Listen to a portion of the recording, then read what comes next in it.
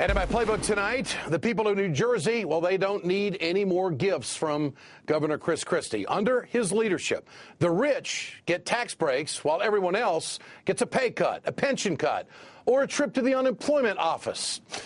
Now here he's bragging about busting unions and slashing pensions. We have a benefit problem.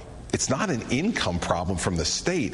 It's a benefit problem. And so we got to change those benefits. And what's the reaction been to that? It depends on where you sit. I mean, I think the general public thinks, I can't believe anybody gets a pension anymore. I think amongst the broad general public, they've said, amen.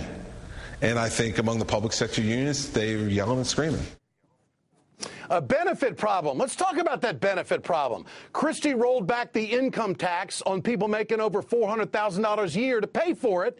He cut $1 billion in public education and laid off thousands of state workers. He is an arrogant bully, in my opinion, who thinks beating up on the working folk of America shows that he's this real tough guy and can get it done.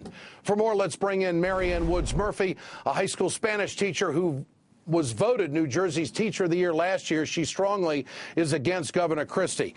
Marianne, what do you, is it true? Tell our viewers tonight that in the state of New Jersey, the $400,000 a year plus crowd got a tax break. Is that true or false? That's true. And, you know, we're looking at the public. Are we talking about which public? Are we talking about cops, firefighters, teachers, transit workers? Are we talking about 1% who are getting tax breaks? I want to know what public the governor is talking about.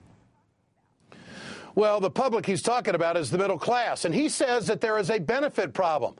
Has the teachers union in New Jersey played a big part? Do you get too good of benefits if you teach in that state? Tell us about it. You know what? We need to have a pension program because teachers need to be attracted and retained. People in classrooms have given up short-term benefits, short-term wages for longer-term basic financial security. That's how we're going to attract and retain workers to work with our children, publicly minded individuals who are going to give a life of service for these long-term basic financial security benefits. Well, we should point out that Governor Christie used to be a lobbyist, and he also comes from Wall Street. So he comes from that top 2% and wants to take care of his buddies in New Jersey. Here he is saying that teachers have to sacrifice. Here it is.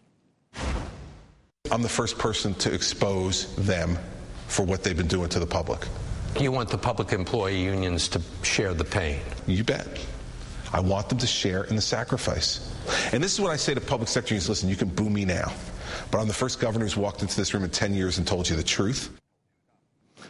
You have to sacrifice, Marianne? What do you make of that? You know what? We're seeing at larger class sizes, colleagues that have been dismissed, lost their jobs because of our fiscal crisis. We're making sacrifices, but we can't sacrifice the future of our state. I'm deeply concerned and upset about what the governor is doing. Attacking public workers is just horrifying to me. And the union, exposing the union, what I'd like to expose is his priorities. Well, his priorities are wrong-headed, in my opinion.